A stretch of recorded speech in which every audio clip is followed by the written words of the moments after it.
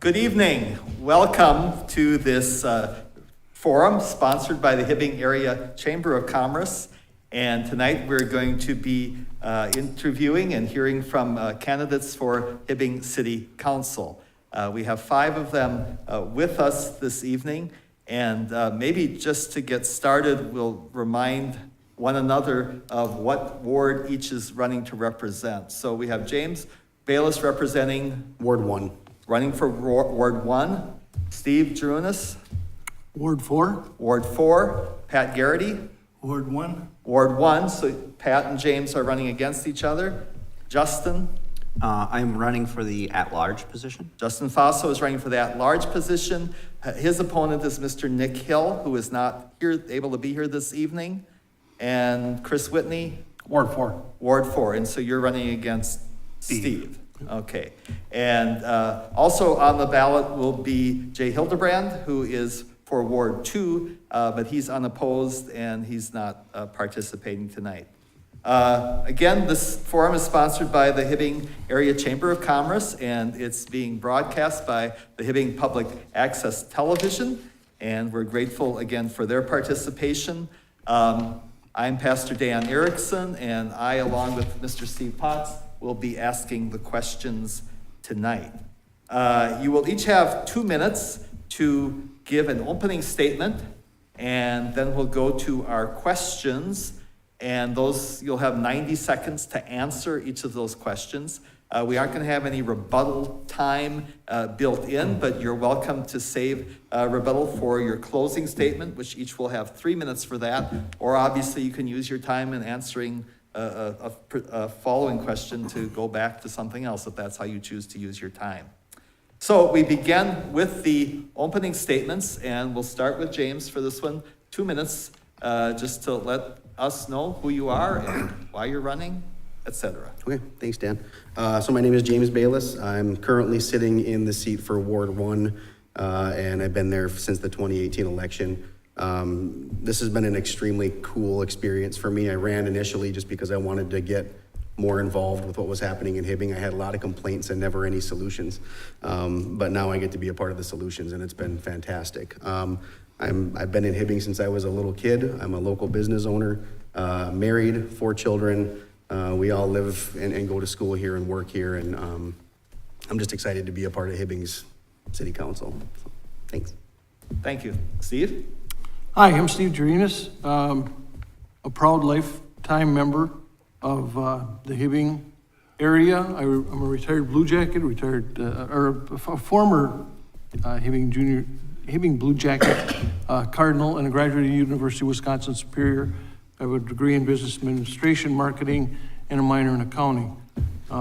After I graduated from the University of Wisconsin, I was fortunate enough to come back to my hometown and work for 25 years at the Hibbing Tribune as the advertising manager, winning numerous state awards. After that, my true love of cars put me in a position to go work for Ranger GM in Hibbing. I took over their advertising campaign, all their internet sales, and did all the budgets, and as well as meeting all the customer needs. My civic involvement currently and past included president of the Hibbing Kiwanis Club, board member of the Central Mesabi Medical Foundation, and currently I'm serving on the HEDA board, and I'm also representing Ward 4 on the Hibbing City Council. Currently my wife and I are doing volunteer work in Hibbing, and retirement is great. I advise it for anybody. It's a great time.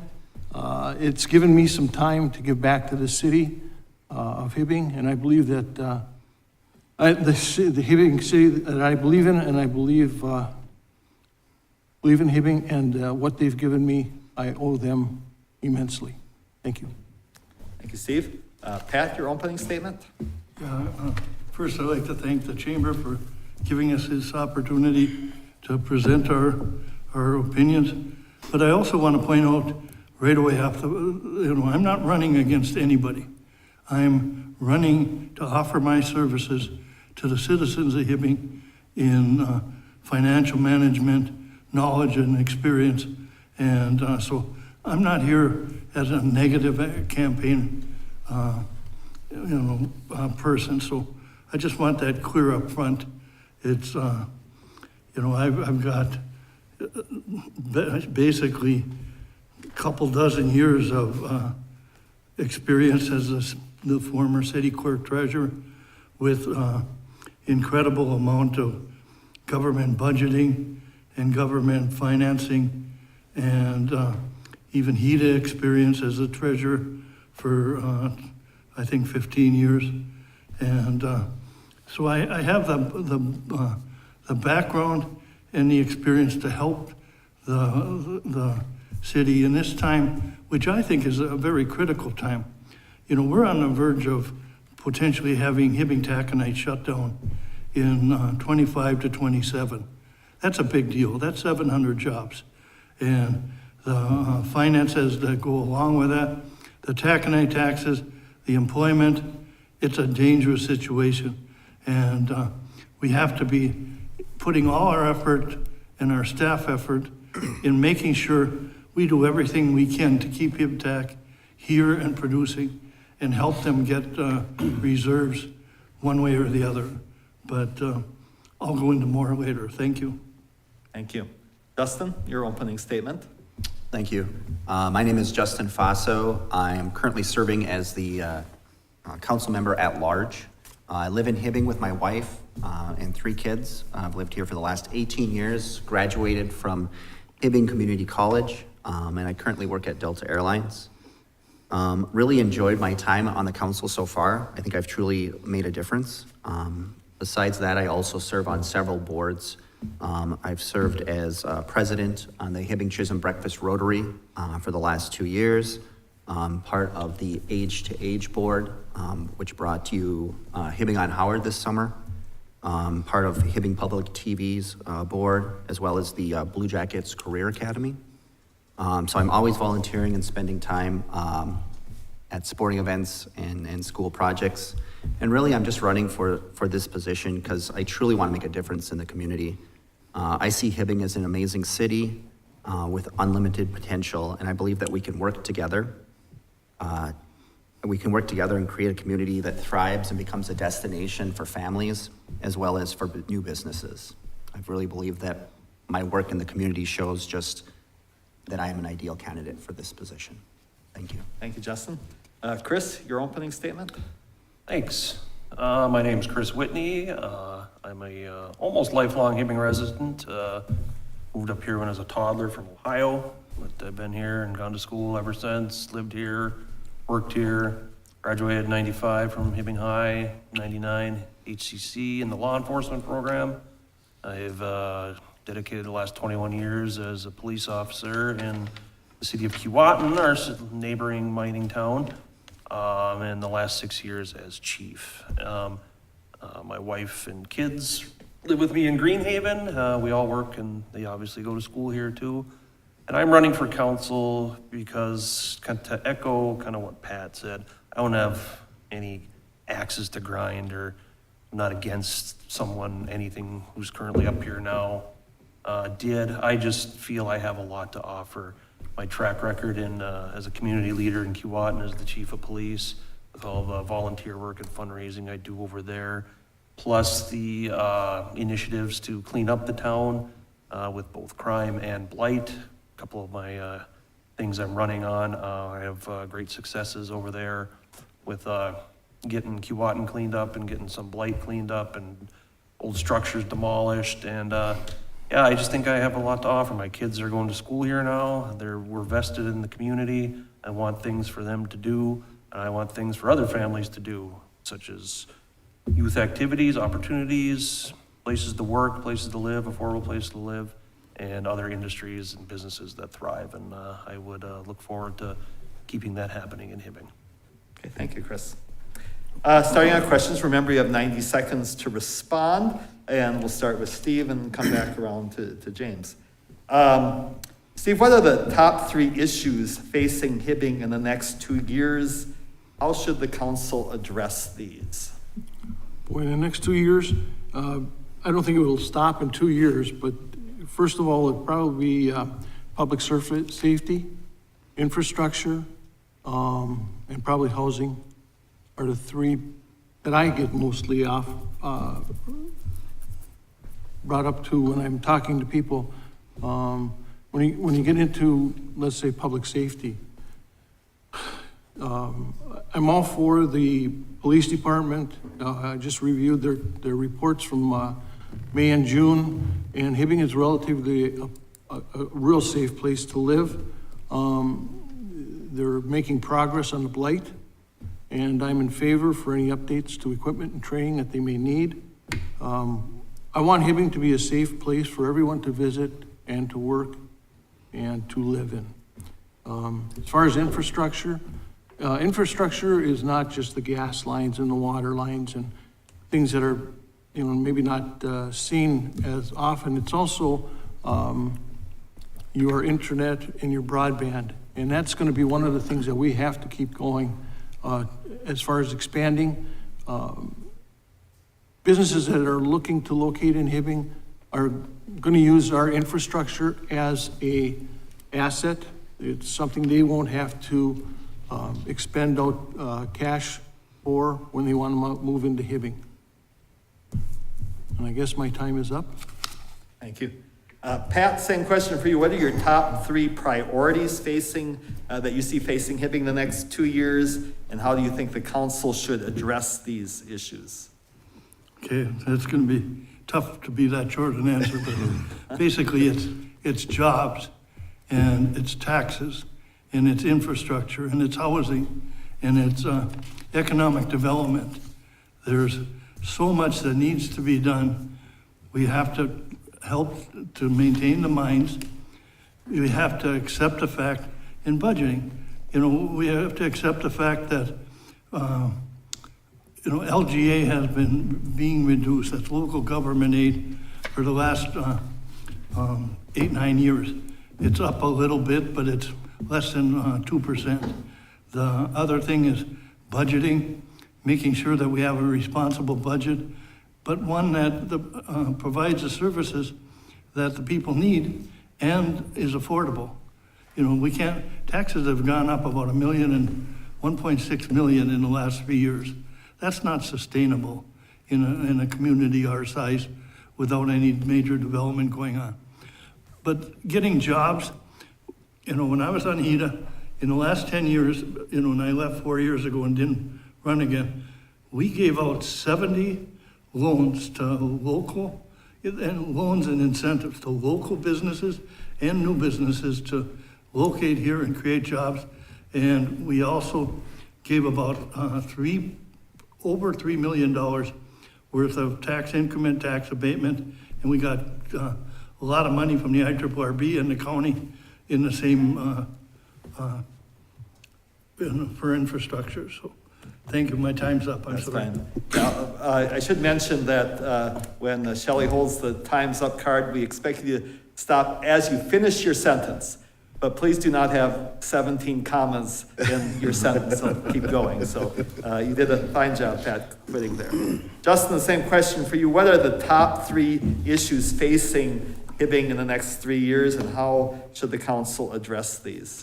I think a lot of it has to do with growth, right? So growth of our economy. So how do we develop a better economic plan, right?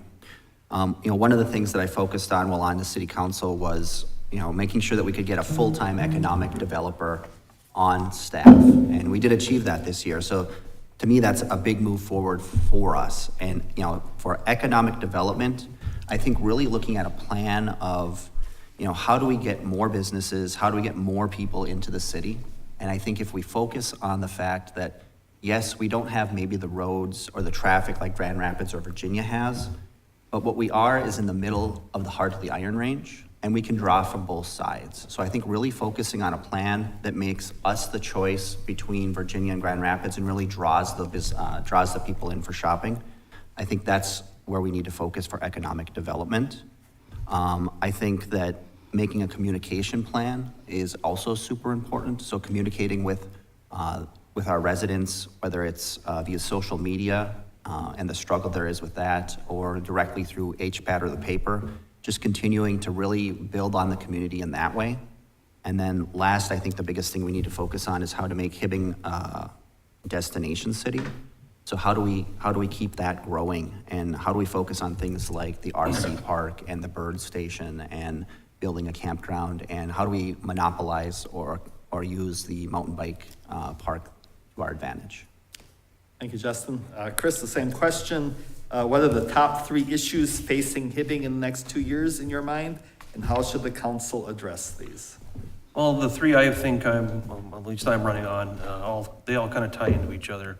City-wide cleanup, attracting new businesses, or selling the city and attracting new businesses. You start by focusing on some of the parts of town that need cleanup, blight, crime, any of that. I mean, it's not like we're Detroit, but it needs some attention, and they started and they've gotten work done on that. And that jumps into the next part of selling the city, making the city an attractive place for people to come and live and raise a family and work or start a business or a new industry. Got to get out there more and attract these things. And I want to work with economic development and all those boards and coming up with a plan to really get us Hibbing out there to attract these businesses and industries, and all at the same time taking care of our current businesses and industries and making them thrive and while they can, and explore every option and every avenue possible to do that. I mean, we've got to keep the mines going, obviously, but they're not going to be here forever. So for us to survive, we got to get other people in here. Thank you, Chris. And now, James, to you, what do you see as the top 3 issues facing Hibbing in the next 2 years, and how should the council address these? Thank you. So I think to start, everybody kind of agrees that economic development is one of those things, but I think that spurs off to the other topics. To me, economic development for us is a challenge in trying to make Hibbing a more developable area by having geographical space to put new businesses, having the amenities and the efficient utilities, property taxes, all of the things that make it possible to own a business and be successful. I think spreading out our tax base would be my priority too, and that ties into economic development by having more commercial and industrial businesses here, so that our residents aren't paying all of the tax burden for our levy that we're trying to pay for our city services and things for. And then the third thing on my priority list would be a seat at the table for mining and utility conversations. Pat and I both have the pleasure to serve on the utility commission, and I've kind of taken some notes from him on how to be at the table for those conversations. He's done a fantastic job of doing that himself, and I feel honored to be a part of that also. But getting utility costs down, getting our infrastructure improved, and finding ways to evolve that for Hibbing is the direction I think we need to head in. Okay, thank you. The next question, we'll start with you, Pat. And it's about economic development, something that each of you have, I think, mentioned in your answer. It's also something that seems we ask every time we have a forum here. So, and I would say economic development is a continuing challenges. What type of industries and businesses would you try to attract to Hibbing? And I'm at this as, can you give us a new idea that will help with economic development? And is there something that maybe we're trying that's simply not working and we shouldn't do it anymore? Well, I'd like to point out that, there is no magic to get a new business. You have to find somebody that's willing to put their money at risk, and you have to give them an incentive. As I mentioned before, between 2010 and 2018, we helped 70 businesses with totally different needs. And we give them low interest loans, we give them TIF, we give them TAF, tax increment, tax abatement, and hooked them up with the IRRB. And I guess the point is you have to get new jobs and maintain jobs, but they have to be at a livable wage and they have to have benefits. That'll support the hospital and the clinics and the nurses and the doctors, and it also will help grow. Right now, you know, the biggest employer is the medical community, and it's something I think we're proud of. I think we did a lot to help them when I was here, but there is no magic bullet, but you have to be able to give what's needed to the people that want it. You can't make them come to Hibbing, and you can't tell them this is what we'll give you. You package with deed, you package with IRRB, you package with the county, you package with the city. So it's everything's independent. Okay, There's thank you. no silver bullet. Thank you, Pat. Yep. Justin, same question about economic development. What type of industries and businesses would you try to attract to Hibbing? And do you have any new ideas of how to do that? And is there something that maybe we're trying that you just don't think is working? So I think, one of the most important things is to take a look at, what do we leave Hibbing to purchase, right? So if we're leaving Hibbing to purchase RVs, well, that's an opportunity that we should be looking for. And when we look at opportunities, we look to our neighbors and we say, well, are there RV sellers in Virginia and Grand Rapids? If there's not, then that should be something we should take a look at. So looking at what the needs of Hibbing are, what do we leave for, because that's what we want. And then taking a look at the grander national scale and say, well, what businesses out there are expanding? And as we take a look at those two lists, that's how you cross-reference and decide that would be a good expansion for Hibbing. What are we missing? So I think that's one of the things that we can do. Also, I think one of the things that we need to do is focus on, I kind of talked about it last time, what the Redhead mountain bike park. So what that does over at Iron World is it brings in a lot of people from a lot of different areas, and we can focus locally to build up the needs of those people coming in. So whether that's places to stay, places to eat, antique shops, sports and stuff like that, those are things that we can build on that we're not really capitalizing now as well. And then speaking of a magic bullet, look at things that we use, right? So we all use ammo. That would be a great industry for us on the Iron Range. Factories that make ammo. Not that that's even a possibility, but if I could magically flip a switch, that's what I would do. Okay, thank you, Justin. Chris, same question for you as far as economic development. What types of industries and businesses would you try to attract to Hibbing? And do you have any new ideas for doing that? And are there things that we're doing right now that you think are not working? Well, I wouldn't turn away any business. But it would be nice to focus on manufacturing or industry or anything that has good paying jobs and people that would, I want to move to Hibbing to work at this place. We all need restaurants, we all need places to buy clothes, we all love to see that kind of stuff. Good paying jobs besides the mines and healthcare and the standards. You need more of those, I think. And a good way that I would like to see the Hibbing do that is start developing some of this land that we own. We're the largest city in the state, square mileage wise. Let's start doing this. Let's give incentives to people to build here, utilize what is out there. I don't know what we have for land, but it's gotta be some. And the vacant stores, the vacant properties, they need to go, and we need to fill them. And kind of like what Justin said, what do we have, what don't we have? Right now we don't have a lot, so like I said, I wouldn't turn away anything, but we definitely need more places to eat, more places to shop, more hotels, and any kind of industry or business that has good paying, good benefit jobs. Okay, thank you, Chris. James, same question for you. Economic development, what types of industries and businesses would you try to attract to Hibbing? And do you have any new ideas to do that? And are there things we're doing right now that really aren't working? So, obviously, I think there's always ways to improve what we're doing. So, I wouldn't necessarily say that some things aren't working, but they need to be developed maybe in a different way. But I'll be the dreamer. Maybe nobody else has these crazy thoughts like I do. But I agree. Hotels, restaurants, all of those smaller amenities and community needs that we do have, and I think those are super important. But I think the dreamer in me says, Hibbing was built upon mining industry and large employers. Now it's the medical industry.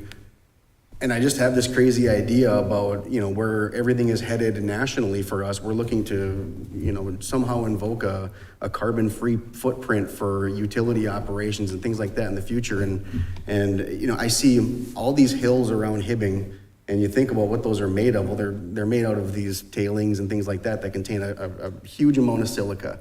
Silica's all over. That's part of a health issue that we actually do have here that we're not fully addressing, in my opinion, but that's a different topic. But to me, I think we would maybe benefit from using things like those resources that are sitting here as waste and maybe turn those into the glass for solar panels. Those are extremely difficult to get right now with our imports and exports situations that we do have. Maybe we need to figure out how to manufacture something like that here affordably, so we don't have to worry about that and getting them from China or wherever else they come from. So that's my dreamer idea anyways for what we could do here. Thank you. Yeah. Steve, you're the last one, I guess, on this question. So economic development, what types of industries and businesses would you try to attract to Hibbing? And do you have any new ideas of how to do that? And are there some things that we're doing now that just don't seem to be working? First of all, I try and keep everything we have, maybe tweak them, get them more productive or run smoothly. And then I would go after, and I saw this on, I think it was on TV this morning, it's called the sunflower. And it actually is a solar panel that blooms and blossoms and it follows the sun. So when the sun is out, it's tracking the sun and giving the impression that it's a sunflower. A sunflower will track the sun. So this actually tracks the sun. And with all the minerals we have here, we could definitely start manufacturing them right here on the range. The beauty about that is when there is no sun, they fold up, protect themselves. So it's something that we should look into. Solar power is coming. Electric cars are coming. Everything electric is coming. We should be prepared for it. Also, I think that by being prepared for it, we should look into precious metals that are available to us.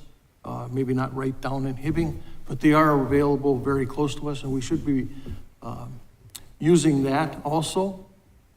And as far as getting people to come here, they always have a tendency to tell us when they're coming here.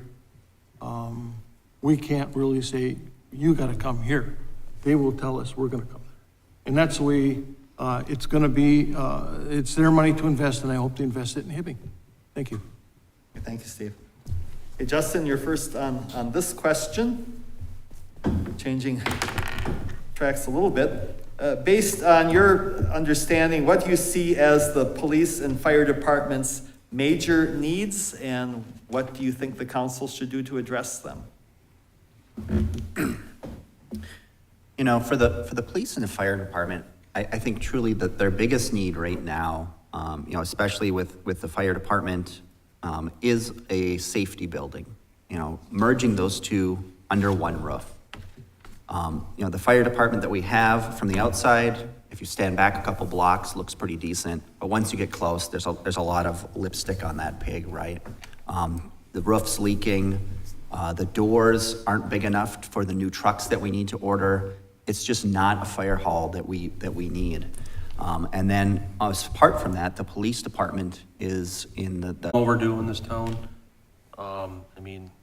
Even where the police department is at now, it's kind of funny to think, like, a little over 20 years ago, they were up here in that old-timey place, and a decade or so, people move on to somewhere else. But I think that's the key. You build it, they will come. Good equipment, facility, they'll have enough troops. Thanks. Thank you, Chris. James, your same question. Based on your understanding, what do you see as the major needs for the police and fire departments, and how do you think the council can address those? Thank you. So, this will be with the public safety building for some of us, but it's something that we've talked about on the council level already, and we're working towards that. I think the important pieces to that, like Councilor Faso had mentioned, we're renting space from the county for the police department right now. The fire department has a building that We literally have to special order fire engines because we can't get them through the doors. They're not able to come around that building and drive through. So it's a very important need, and there's a million reasons why. Aside from that, I think I'd like to see the ability for ambulance staffing to be increased with the fire department especially. We don't have a lot of income streams for that department, and that is one of them, is being able to do transfers. My wife, working at the hospital here in town, has mentioned many times that we just need to staff more people. We can't get patients to Duluth fast enough. There's a lot of sick people, and we don't have the capability to get them all where they need to go all the time. And one other thing about the police department, I think we've right-sized the police department wages. So I think we've we've taken that challenge over the first 3 years that I've been here, and we've made the wages better and more attractive for people to come here and stay as police officers in Hibbing. So I think we need to continue to do that and make sure that they're paid accordingly so we can keep them in our community. Thank you, James. Steve, same question. Based on your understanding, what do you see as the police and fire department's major needs, and how should the council address those? Well, I'll probably sound like a broken record, but I agree. It's the building. We have to house both the Hibbing Police and the Hibbing Fire Department, the ambulance service, all under one roof, so that when a call comes in, they can all respond at the same time. The building is inadequate. The fire department, as you mentioned, you can't get the trucks in. You have to back them in instead of drive through. You're limited as to the size truck that you can actually get in there.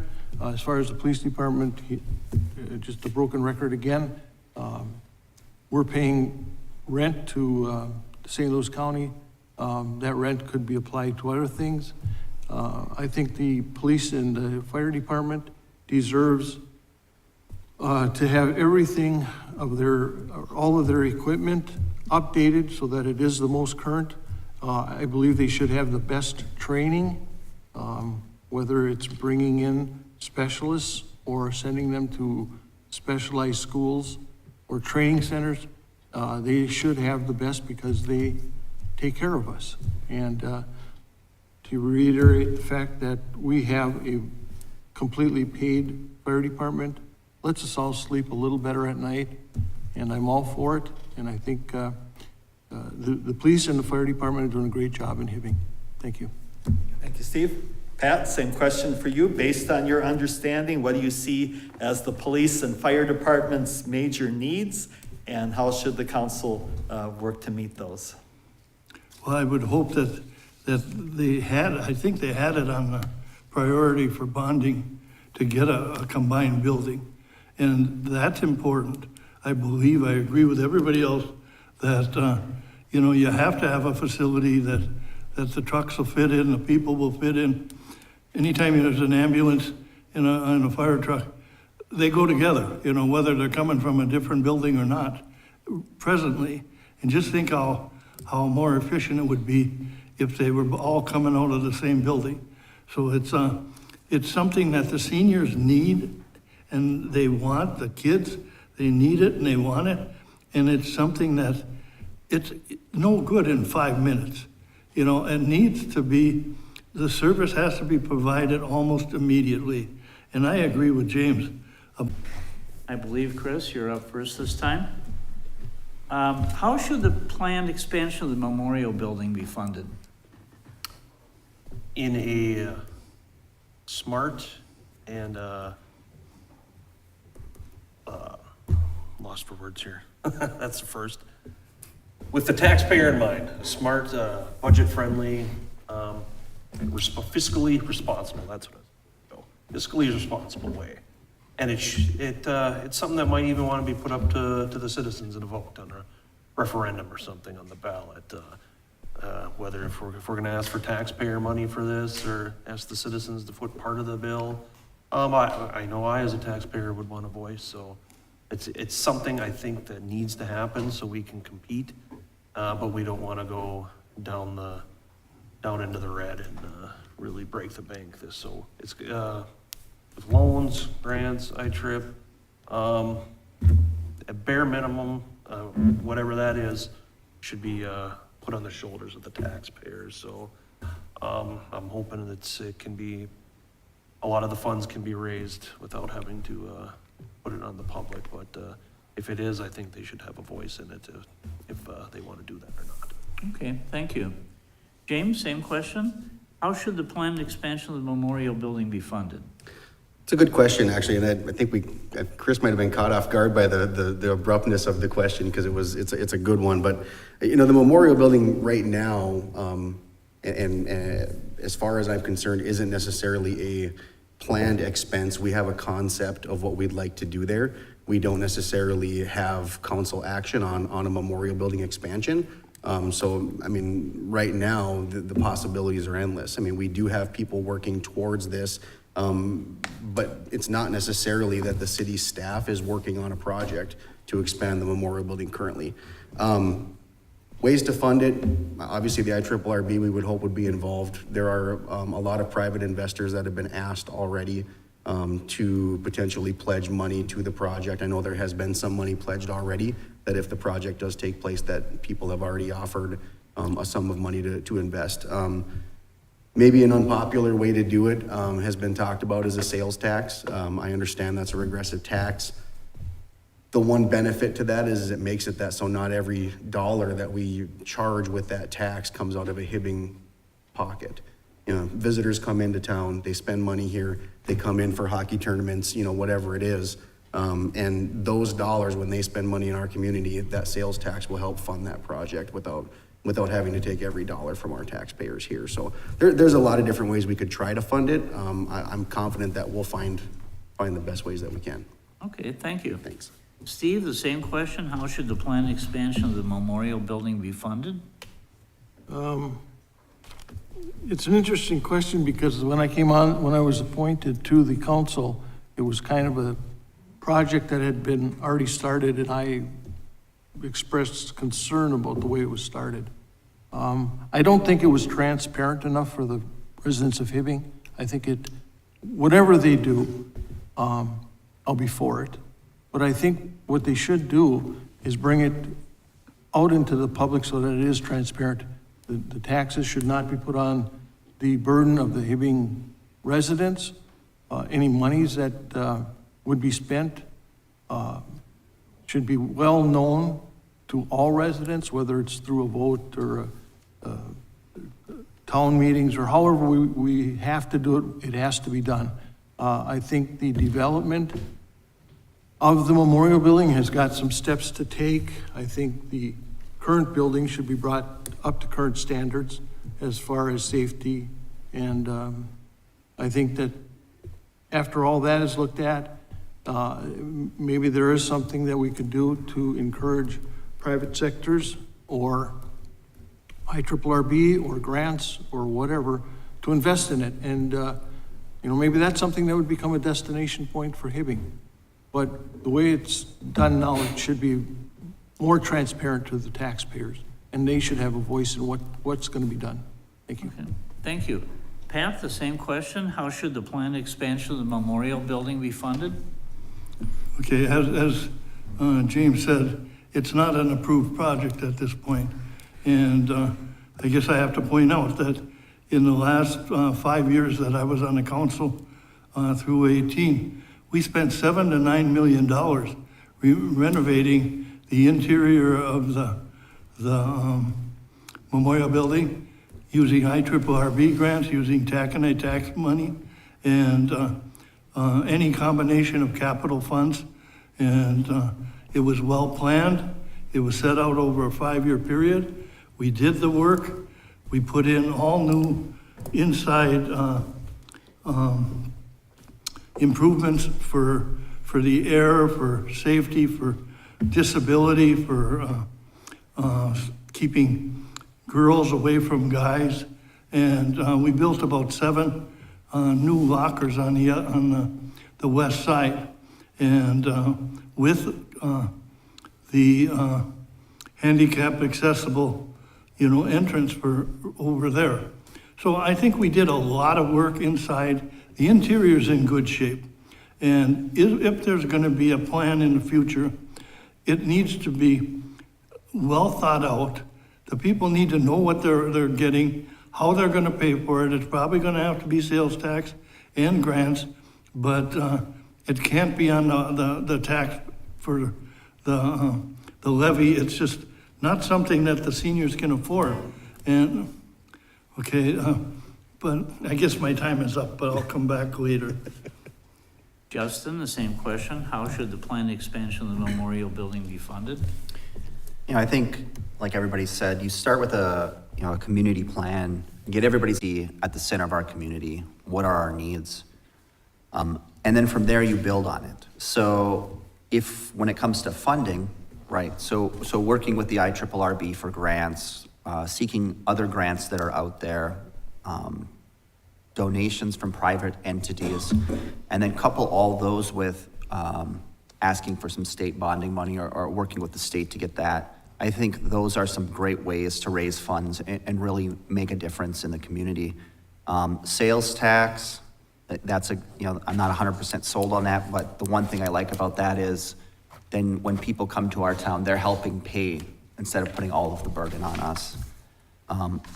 As a larger project, I see, kind of like what Pat was saying, there's things inside that need to be done, and really just phasing out the project. So things like getting the little theater redone, soundproofing the inside of the main building there, existing infrastructure, getting the curling club up to date, the senior center, just cafeteria upgrades. Those are things that we can do on a regular basis, and that's part of the project. So if we can phase through one thing at a time, once we have a plan, then it puts less cost and it spreads it out over time. And I think that's truly the way to go.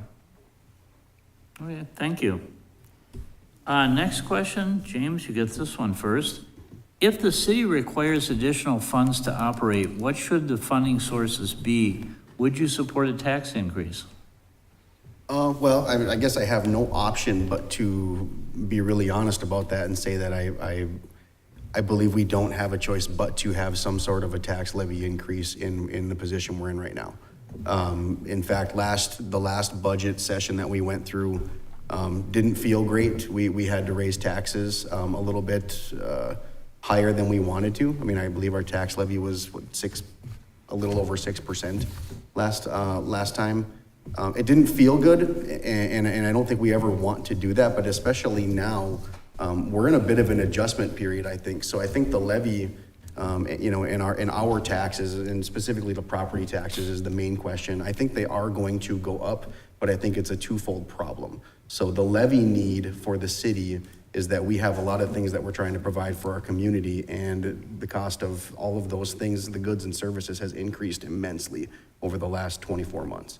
We're gonna have to fight that by trying to cut things out of the budget. We can't cut everything out, so we do have to find more money somewhere. I do believe that it's necessary to have a small tax increase. I'm hoping that there's an offset because of the housing market right now and how overvalued things are on paper. Our percentage increase from last year might have actually provided more of a benefit than we expected. And maybe we can offset next year's budget with some of those extra dollars, which we've already started to do in this budget session, is take some money from last year and apply it to the next budget year. Okay, thank you. Steve, the same question. If the city requires additional funds to operate, what should be funding sources, and would you support a tax increase? First of all, this is really new to me. This is the first budget that I've gone through with the city. It's an eye-opening experience. I do not, how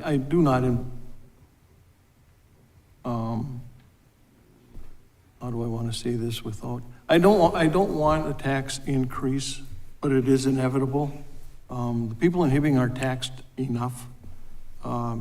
They want the services, and unfortunately, to get all the services that the size of Hibbing needs, there's going to have to be a tax increase. I'm not really for it, but I want to commend the department heads and everybody that has worked on the budget.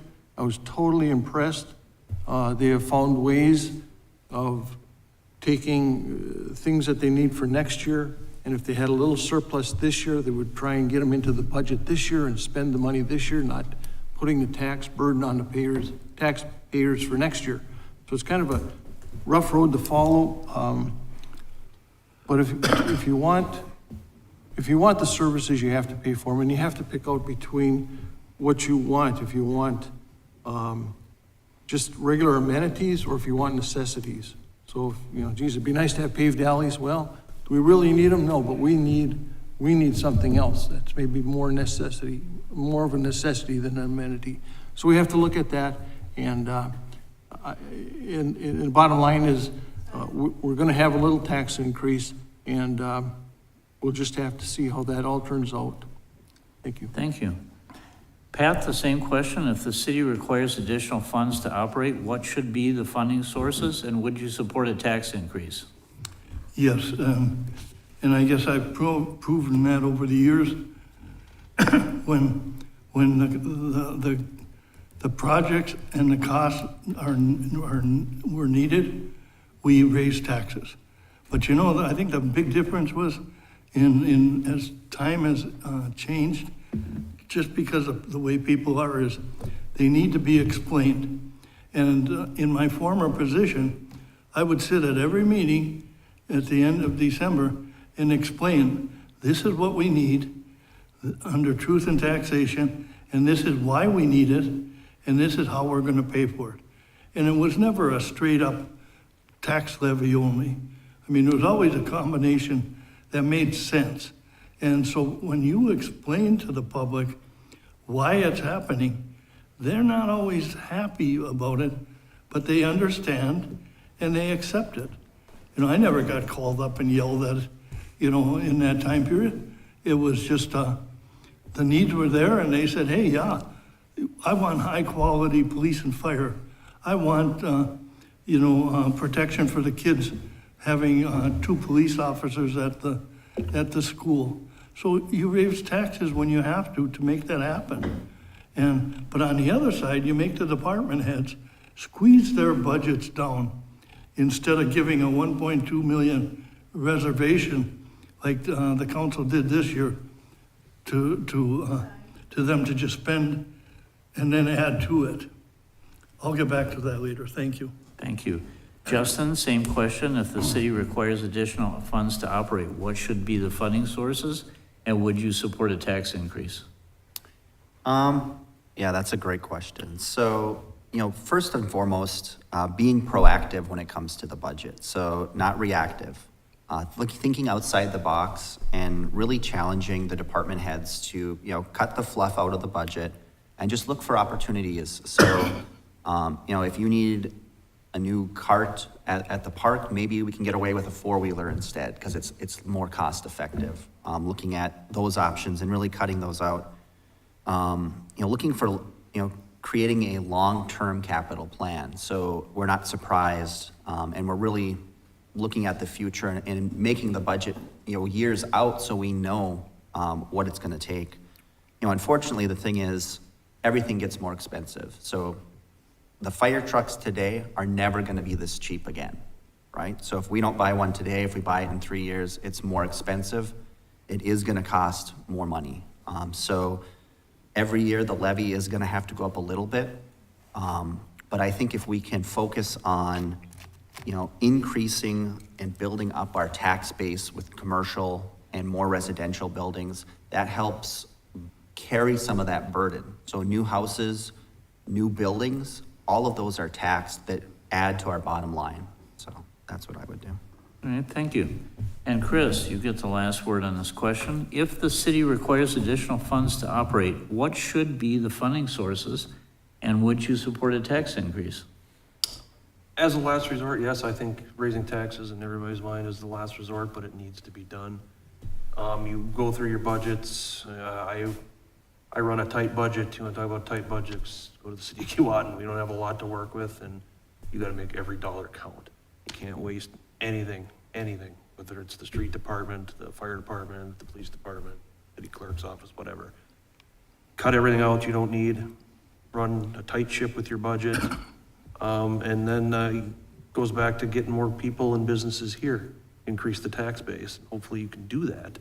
But in the end of the day, we all want firefighters, we all want police officers, we want some new streets occasionally, so they haven't found the money tree yet, so sometimes that does have to happen, and I'm a taxpayer too, but I want all those things. So if I deem it as a necessity, then yeah, then sometimes it's a necessary evil.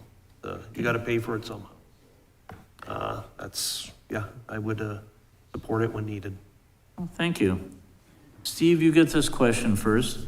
Attracting qualified people to serve on city commissions and boards remains a challenge.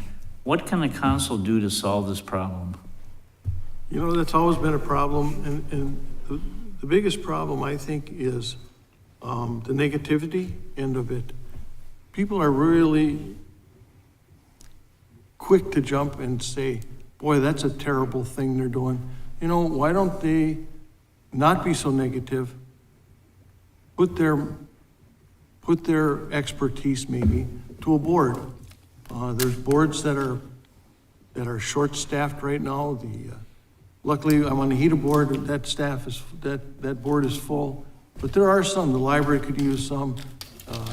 There's a lot of boards in Hibbing that could be benefited by people that are negative and complaining all the time.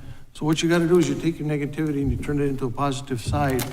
And their voice can be something that could work for them. I mean, maybe they have a good idea. Maybe they're not just rattling off at the mouth with no justice behind them. If they sat down and they had a conversation with other board members, maybe they can work something out and say, geez, that's not a bad idea. Why don't we try this? So I guess the naysayers could be the yay-sayers if they just put their mind to it and their attitude to it. Thank you. Okay, thank you.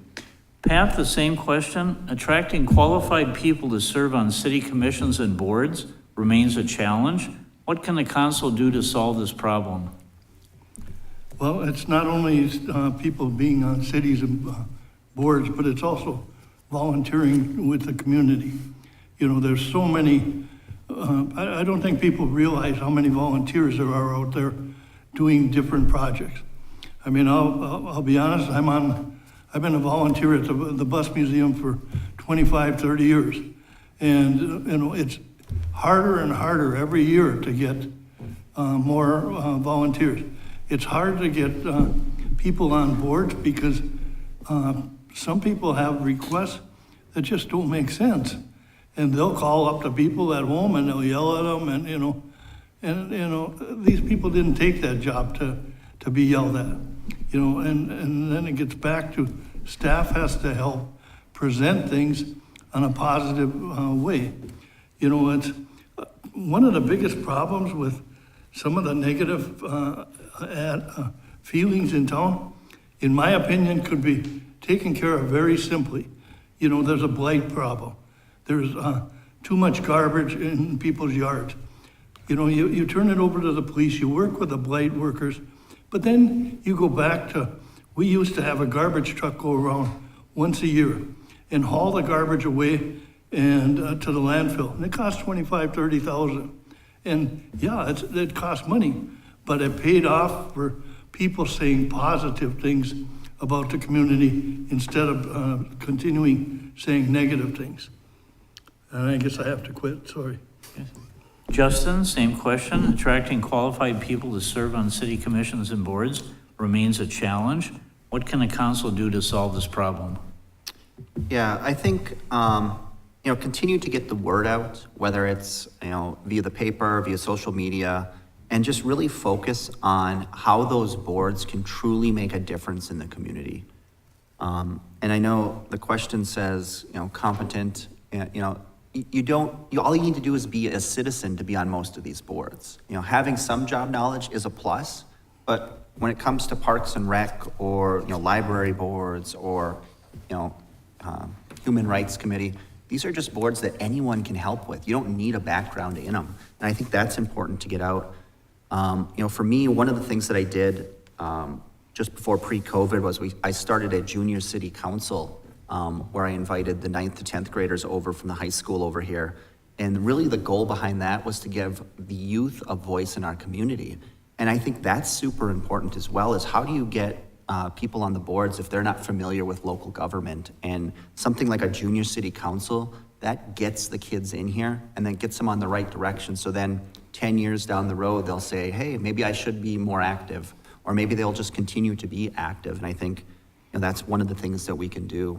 And then just getting them involved in other things, like when it comes to election day and we need kids to help out at polling stations. Great, bring them in, let them see what it's all about. So that's how we get get the community going. Thank you. And Chris, attracting qualified people to serve on city commissions and boards remains a challenge. What can the council do to solve this problem? You gotta sell it more. I mean, let's face it, as the generations go by, the younger generations, I mean, newspapers, and nobody reads them anymore. You gotta be able to sell it more. And probably half the younger people out there don't even know these boards exist. I mean, you like to see something done different with the police department? Okay, there's a police commission, you know about that? Or is there something, the library, you wanna get on there, oh, there's a board for that? Yeah, sell it. I mean, a lot of people don't know about it. And make people wanna be involved, get involved. And instead of just complaining on Facebook. I mean, you gotta make it hey, you love the city, you live here, be involved, be a part, know how the city works, know how government works. Then you'll be more involved is more informed. I mean, then you'll kind of, besides just running mouth or reading gossip, then no, this is how it actually works. So you get people to know that these positions are out there, get it out there more, the people will come. I mean, the Blight initiative we took in Keewatin this spring, I mean, some very enthusiastic city councilors over there spearheaded the project. I was involved, got the word out, people came. We ran around town with our own trucks and trailers and hauled garbage for a week, and it was a huge success. So just got to sell it. Okay, thank you. And James, you get the last word on this. Attracting qualified people to serve on city commissions and boards remains a challenge. What can the council do to solve this problem? So I think it starts with the council members, for one, having a positive view on those boards and commissions.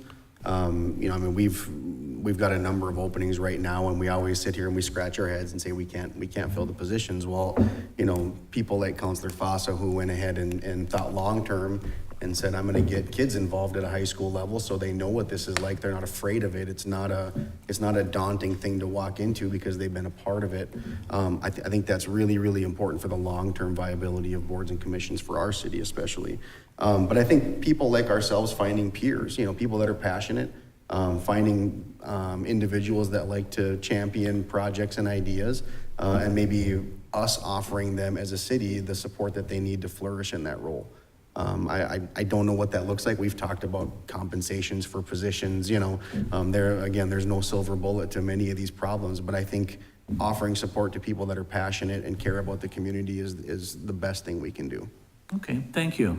And I'll turn this back over to Pastor Dan.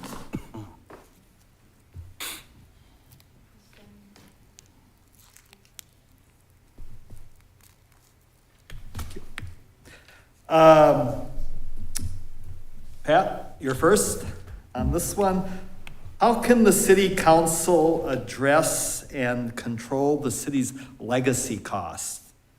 Pensions, health insurance, all the retiree things involved.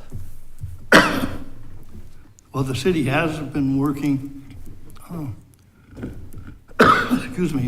to change contracts, year after year, or not every year, but I mean as many years as possible, trying to reduce the number of days off, the payouts, the vacation payouts, the medical benefits.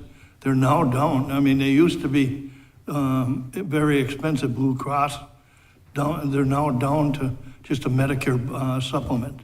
So I mean, there's been a lot of activity there, but it has to be negotiated and it has to be continued. The city can set, and the PUC is the same way.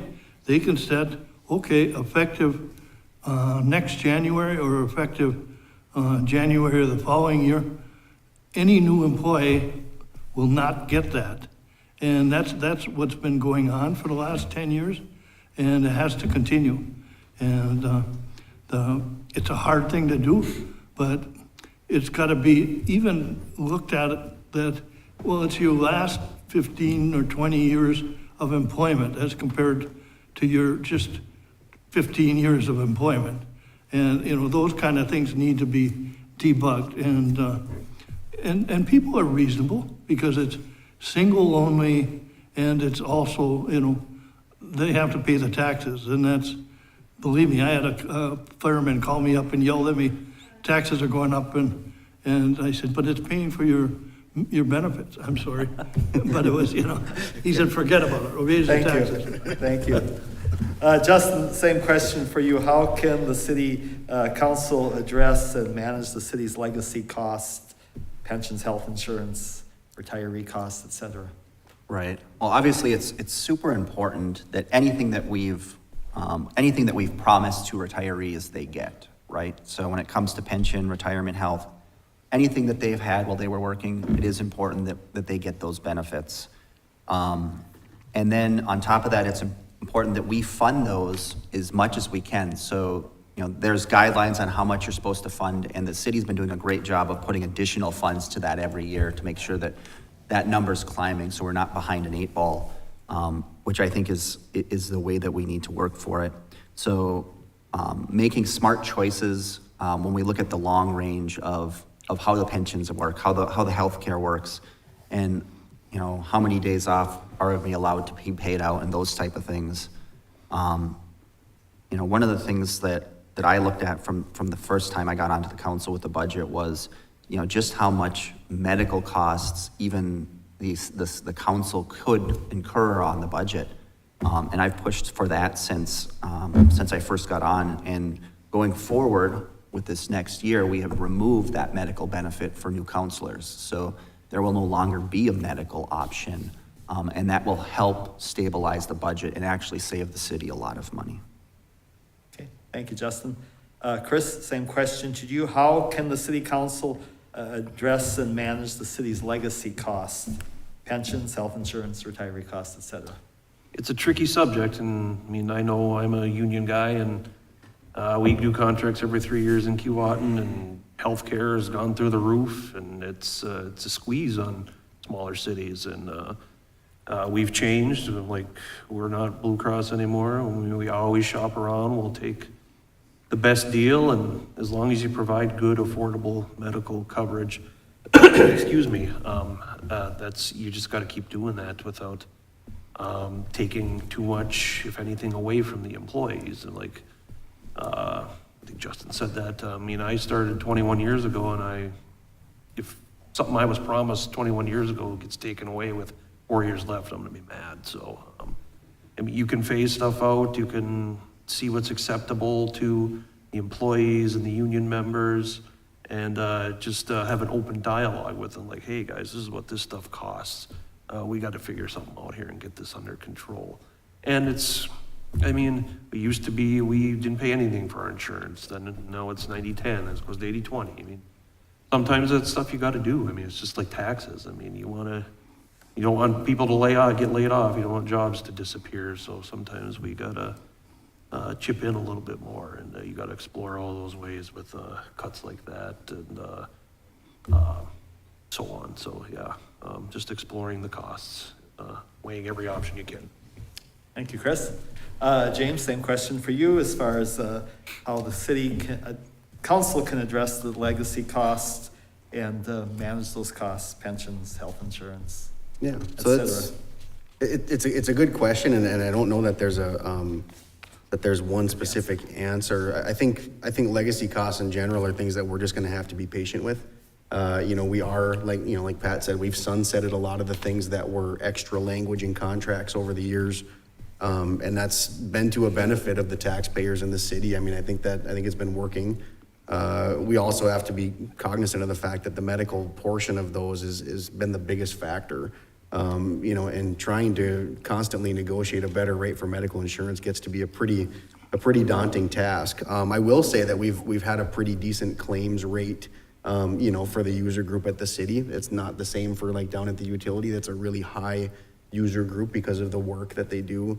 But trying to maybe educate our, you know, our people, you know, the retirees on how the systems are working, what's best for everybody collectively. I think everybody wants their neighbor to survive also. So I think maybe making really mindful decisions about the cost of the plans, the makeup of the plans, and how we can all save each other some money in the process is key. Thank you.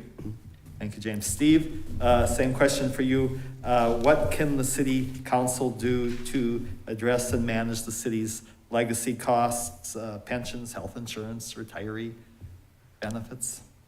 First of all, I think we should educate any employee that would like to work for the city, whether it's PUC or the city itself. Let them know exactly what their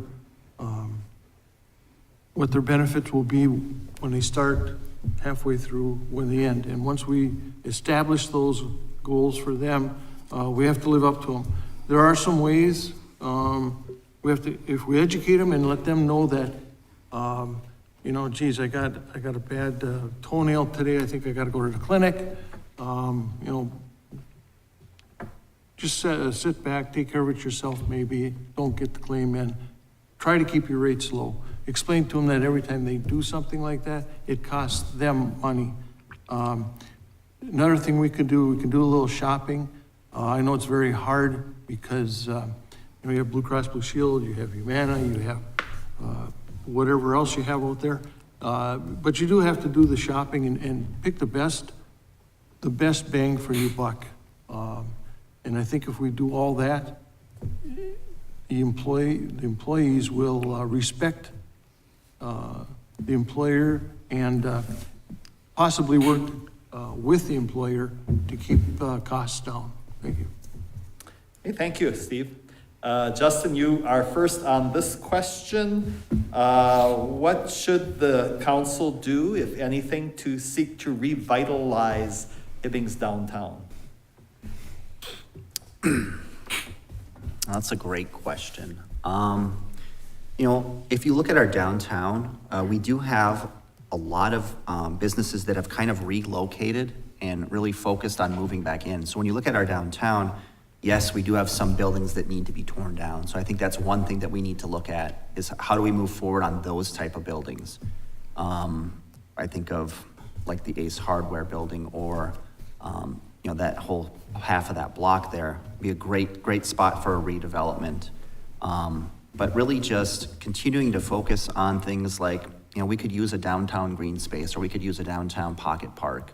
And how does that draw people in? And how do we make sure that we have enough open storefronts? Because if, besides the few buildings that need to be torn down, a lot of our storefronts are full or not for sale or not vacant.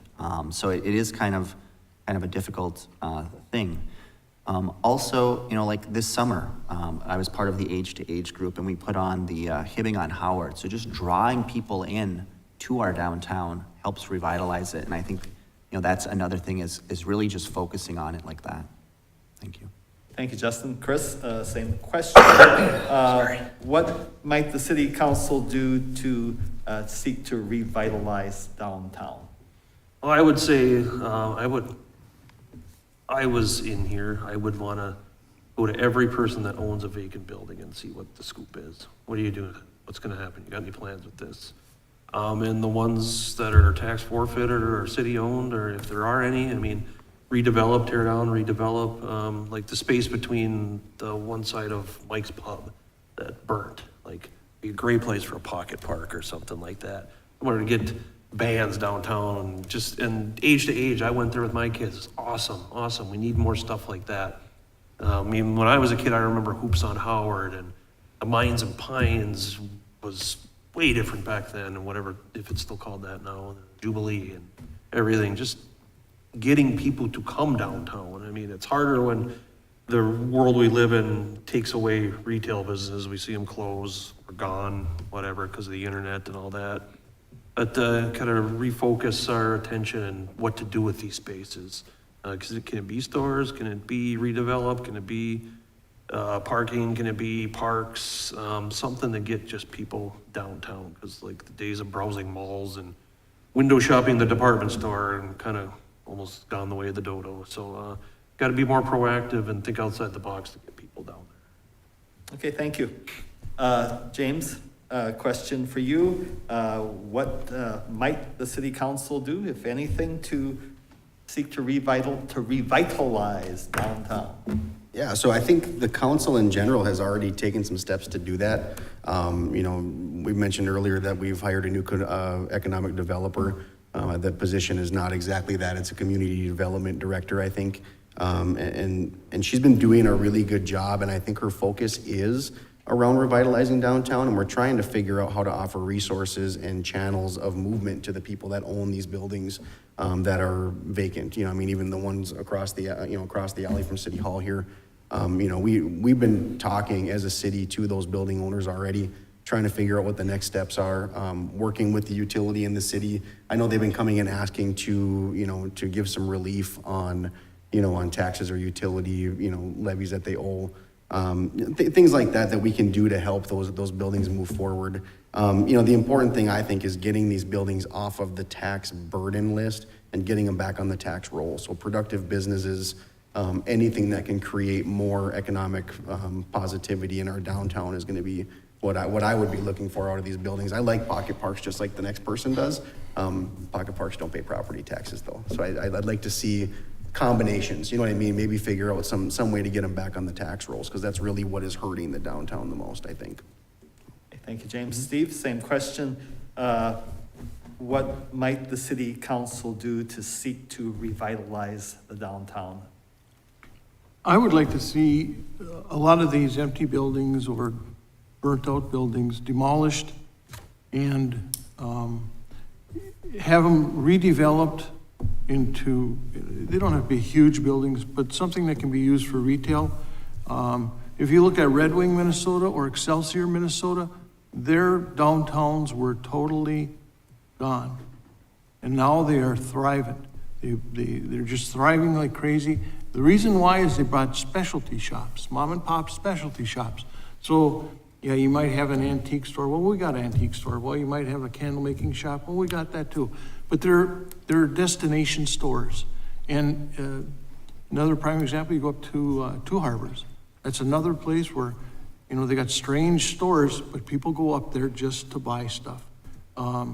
Pocket parks are nice. They don't pay rent. They don't bring in any, per se, income directly. It's indirect income. I would really like to see the downtown revitalized by first filling empty buildings and then demolishing the ones that can't be fixed or used to a progressive manner. Thank you. Thank you, Steve. Pat, same question.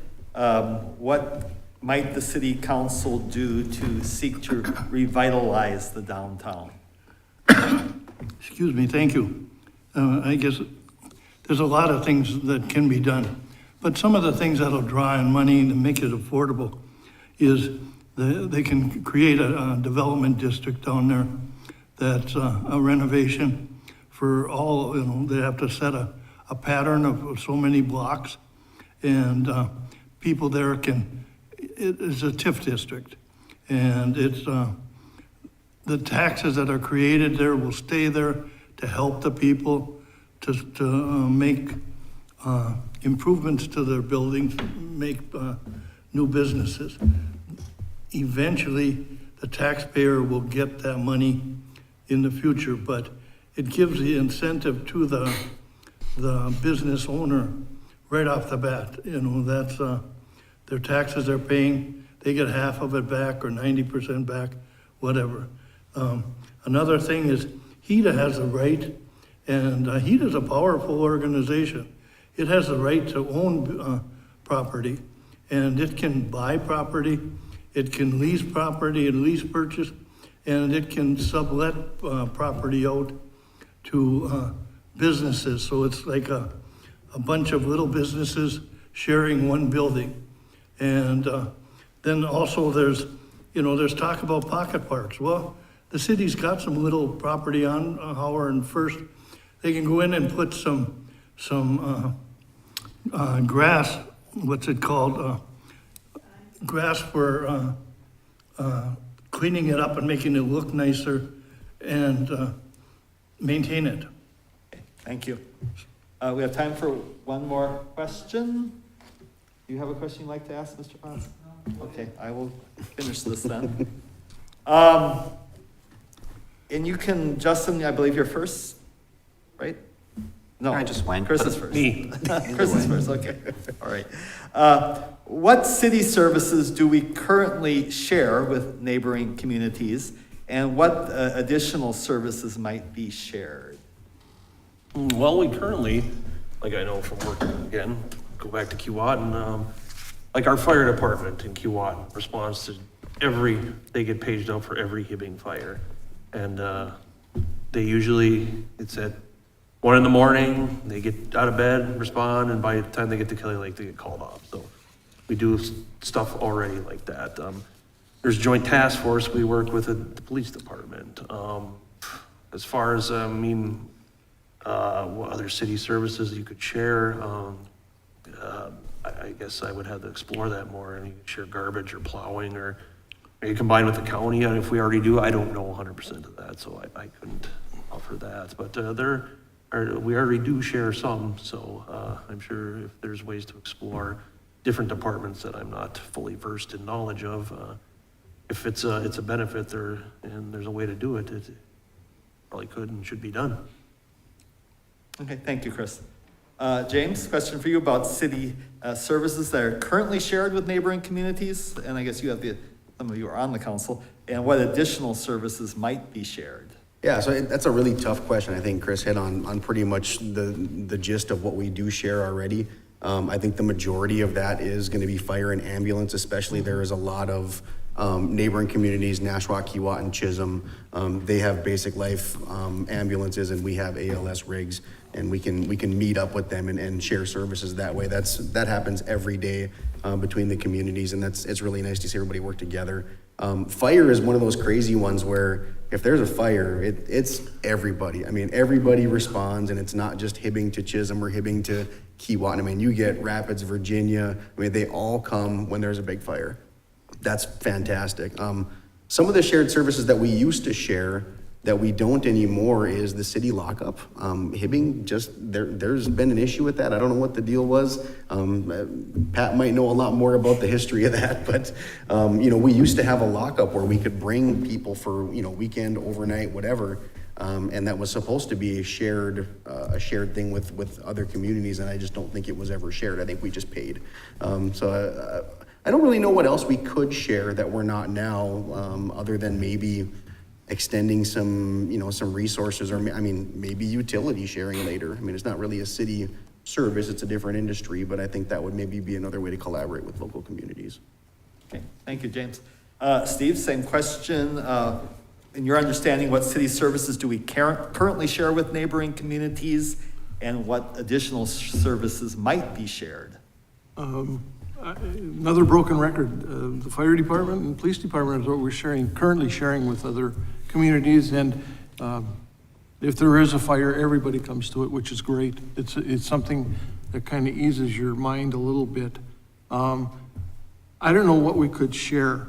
Maybe landfills, maybe garbage pickup on highways. I don't know.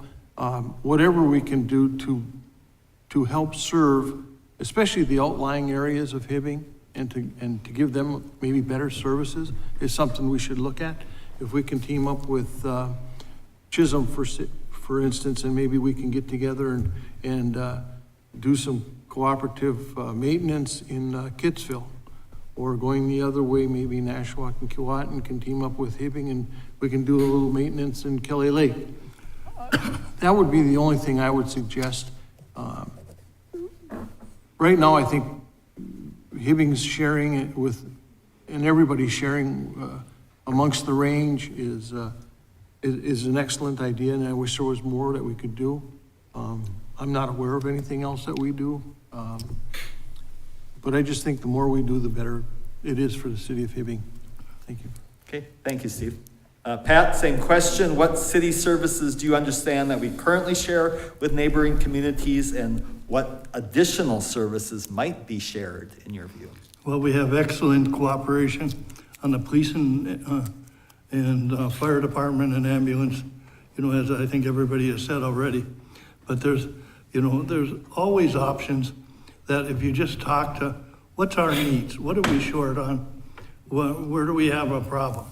And you get the administrator in Hibbing talking to the administrator in Keewatin and in Chisholm and you come up, and St. Louis County, you come up with solutions. I think it's important that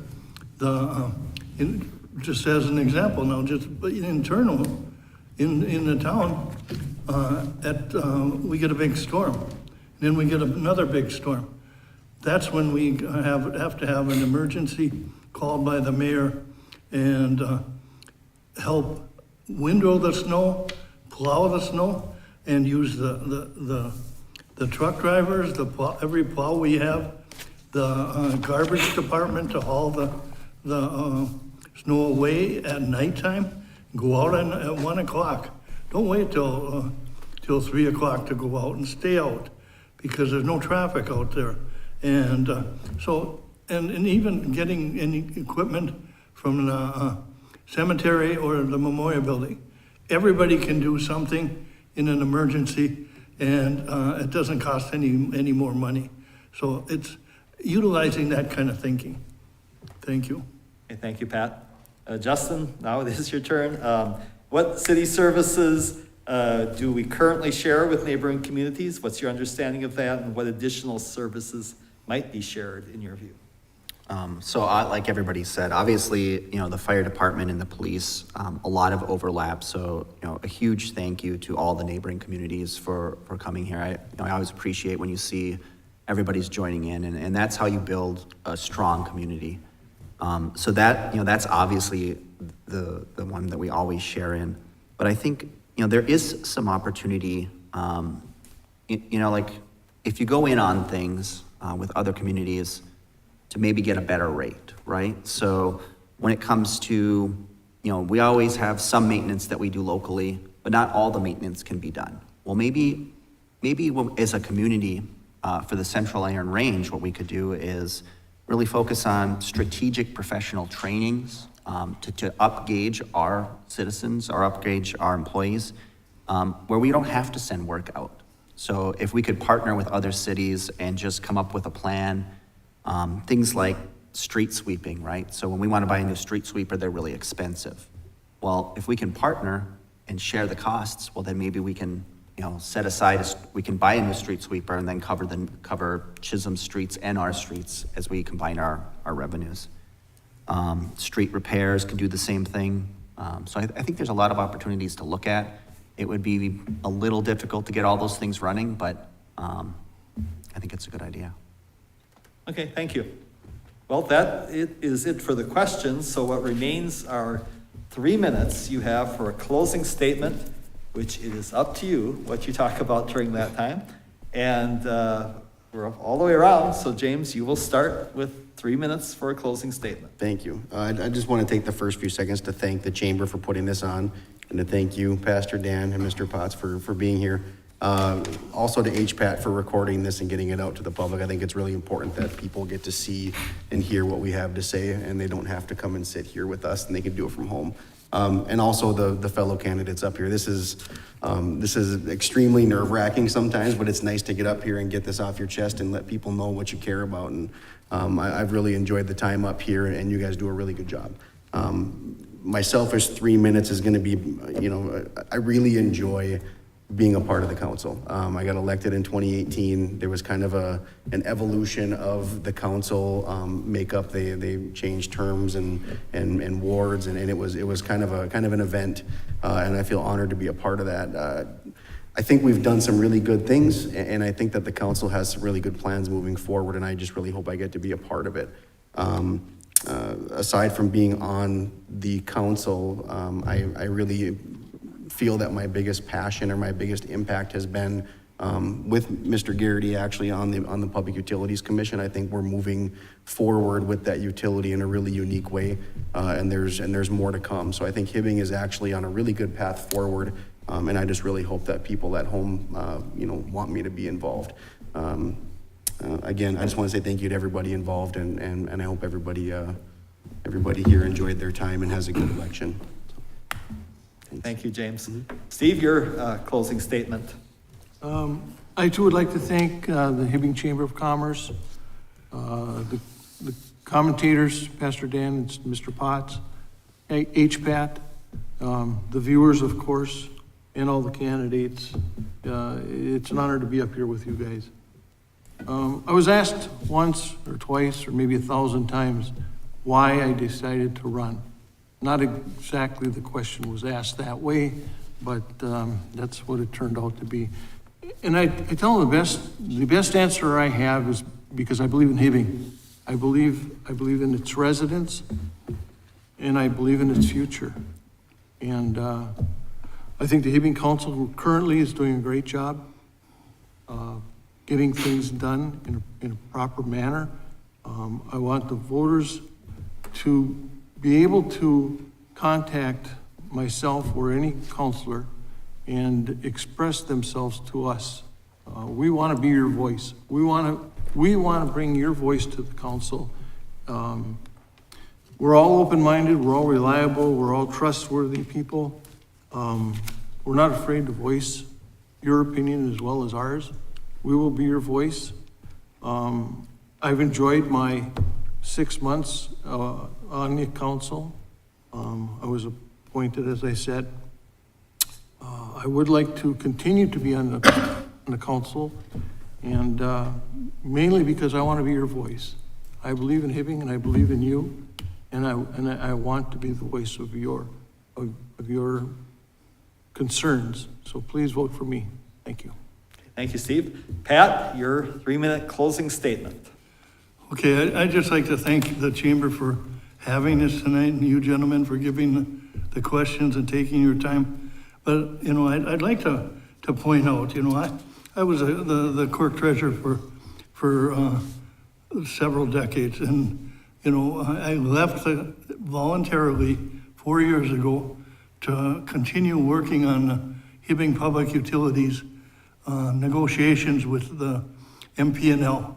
We had a terrible contract with them, and it took a couple of years, believe it or not. It really did, very tough negotiating. And I guess I'm proud at this point that I got to be the leader, but it was the entire commission that backed us, and we got an excellent contract that helps Hibbing for the next 50 years, using renewable energy as the #1 fuel, and helping soften the rate increases created by gas or by fires and out west, and by wars and foreign, you know, activity. So anyway, it's Hibbing PUC is on a new step to the future, and it's one I'm very proud of, and I think the people, and Mr. Bayless is on there, everybody, you know, should understand this is for the whole town. There's a few other things, you know, that we talk about, you know, what should we do? I'm running at my own expense with no financial backing from anybody. My time and my money are mine, and I'm independent, and I have no special interest group pushing me. I just believe that the city needs some assistance at this time. And I think I've got the knowledge to help them. And so I'm offering my time as a volunteer to help solve some of these problems, which we were working on. You can't force a mining company, you know, like Wasabi Metallics, to settle a lawsuit, but you can work with them. You can work with Cliffs to keep the mining jobs here and keep them knowing the taconite tax is very important. The use of tax abatement funds, the use of tax increment funds. I'd use any and every economic development tool possible and encourage it in order to get a new business or a current business to stay in Hibbing and create jobs. And so I'm offering, with no ill will, I'm offering my services to help, and if the people want me, I'll be here. If they don't, I won't. Well, I hope I stay on the PUC though, but that's, thank you. Okay, thank you, Pat. Justin, your 3-minute closing statement. Thank you. Like everyone else, I really want to thank the Chamber for putting on this event. They do such an amazing job year over year, whether it's the primaries or the final vote here. So just big thank you guys for the government organization that puts together. So also for HPAT, thank you for broadcasting this, getting the message out. I think that's super important for our residents to see as well. You know, I just really have enjoyed the last 4 years on the city council, and I think that I've truly made a difference in the city. Some of the projects that I've focused on are things like the junior city council and bringing the youth into the community, and just, you know, working with different small groups like, you know, the bird watching group out at Cary Lake, and really getting bird station and photography area set up that puts a little dot on the map that helps make us a destination city, or working with the RC Track Club, you know, to get an RC track on a park that was being underutilized. And it's really the only RC car track on the Iron Range. So it's drawing people in and draws people in from Proctor on race night. And so I think, you know, those type of things are truly important to me. And then as a bigger picture, you know, working on things like the Cary Lake campground, you know, creating a family recreation area that really draws people in. So when people come to the city and they're looking for a place to stay, we have a campground. You know, those are projects that I really see as super important and wanting to move forward on. But for me, you know, my goal is always to increase community involvement, create activities for our city residents, foster job growth, and really just meet the needs of the residents. And I think, you know, my community focus, I think, really makes me the ideal candidate for this position. I just work with groups out there and just try to make a difference. So, thank you. Thank you, Justin. And Chris, your 3-minute closing statement. Thanks to you guys for putting all this on, the Chamber and Public Access, and you and Steve for all the great questions.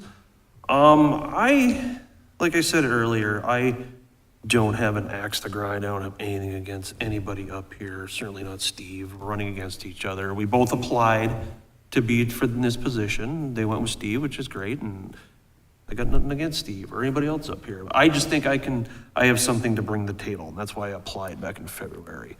And especially in the last 6 years when I was as the chief in Keewatin, what community action involvement can get done. It's when my slogan is, we could move Hibbing forward together. It's amazing what can be accomplished when we all work together.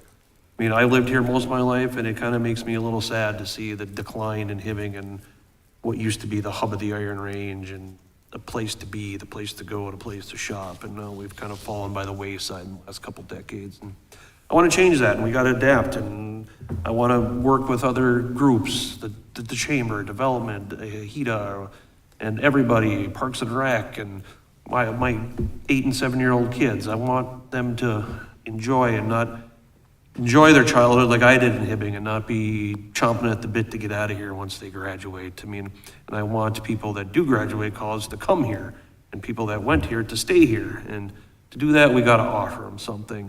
We got to sell our city as something good, something beautiful. It's starting to happen.